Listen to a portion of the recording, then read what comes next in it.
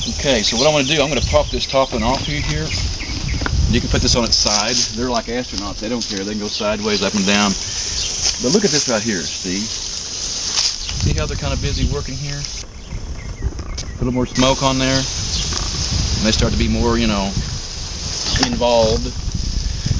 Now this right here on top is called a queen excluder. I don't want her up here. I don't want her to come up here and lay eggs. I want her to stay down here because the queen is much larger.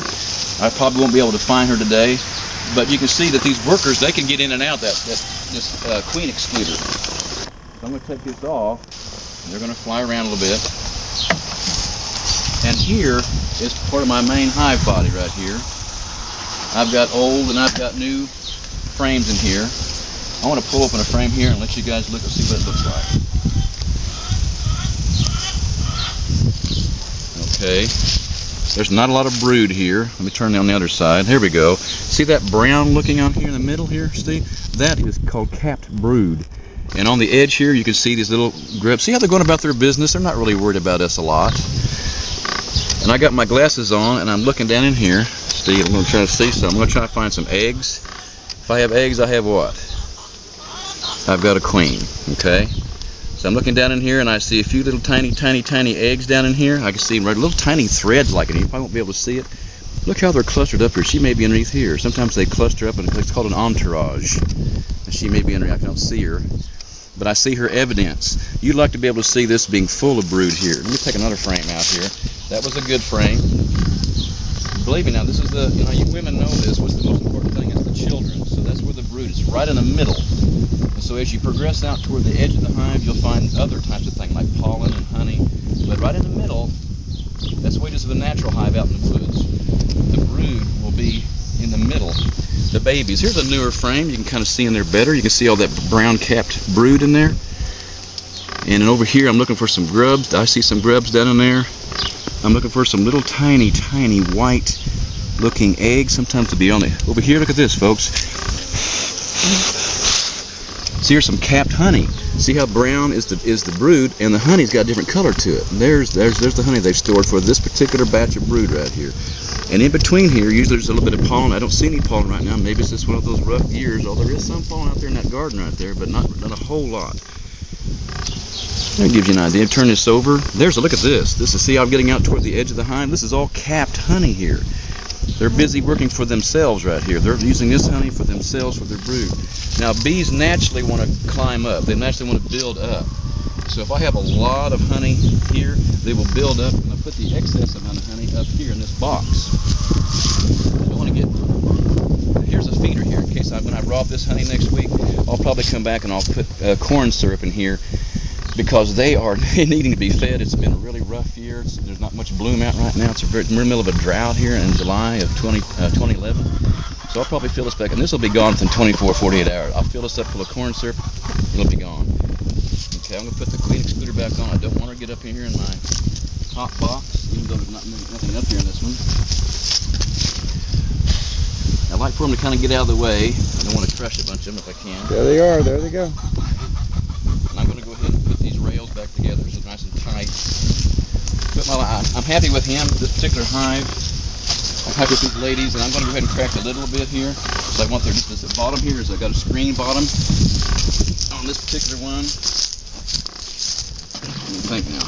Yeah, there's a screen bottom, so air flows through here and out the top here, and I give them kind of like a, you know, a flue effect where the air will flow through there. Air conditioning. Air conditioning. And believe me, their little wings flapping there makes a lot of air movement. And you have 40,000, 50,000 bees. And here's one. Tell you what, I want to check this guy up here on the north here first. Here's one that didn't have a queen last week, and here's my experiment. See if I can get me a queen cell. Again, here's the. If I shut up a second, you can hear them. They pick up in volume a little bit when you start smoking them. Again, see, there's nothing up here on top. Last year this would have been full of honey, and again, I'm complaining, I know. But this should all be drawn out or built out, and they haven't done any of that work because the honey flow has been so poor this year.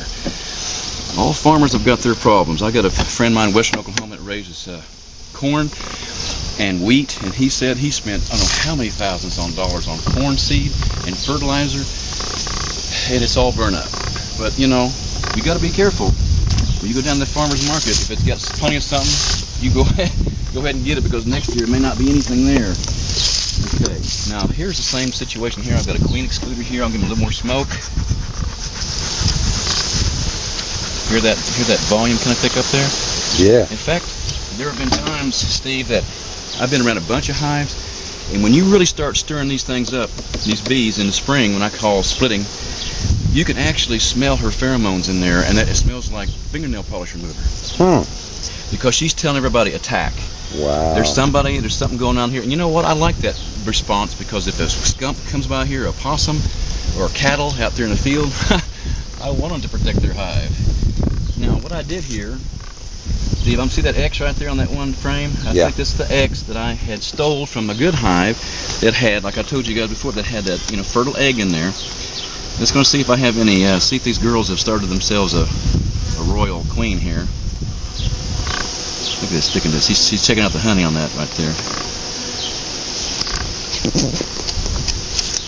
Okay, I don't see any queen cells here. There might be some here. I'll take that back. See these little tiny, looks like a start of a peanut right there? Yeah. There's a little queen cell hanging down, queen cell hanging down. Ah.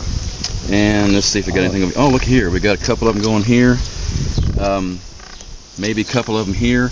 There's only going to be one candidate that makes it, though. Whoever draws this out first, whoever gets to develop first, I think it's 21 days. Somebody might be able to correct me on that. I think it's 21 days she hatches, and she'll go around and sting all the others.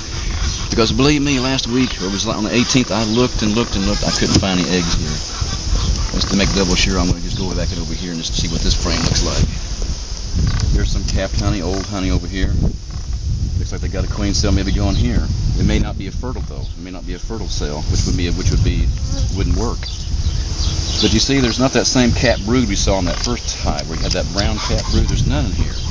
So this hive needs to have time, because I want to go into the fall with a queen. I want her to keep making workers. I want to go into the fall strong and the winter strong. I don't want to have a real weak hive here. Of course, it'll die off with no queen. I want to put this back together. We'll check this one later, okay? We're going to go to the garden here real quick and we'll see some bees out there working.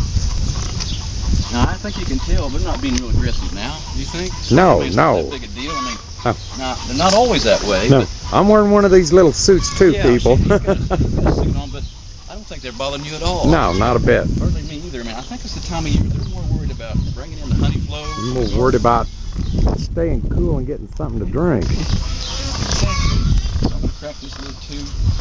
So I'll come back here maybe in about another week or so, and I want to see if one of those queen cells hatched out. I'm going to look for what?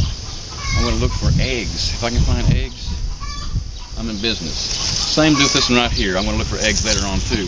You don't mind? Let's go to the garden. We'll see if we can find any bees out there working. All right.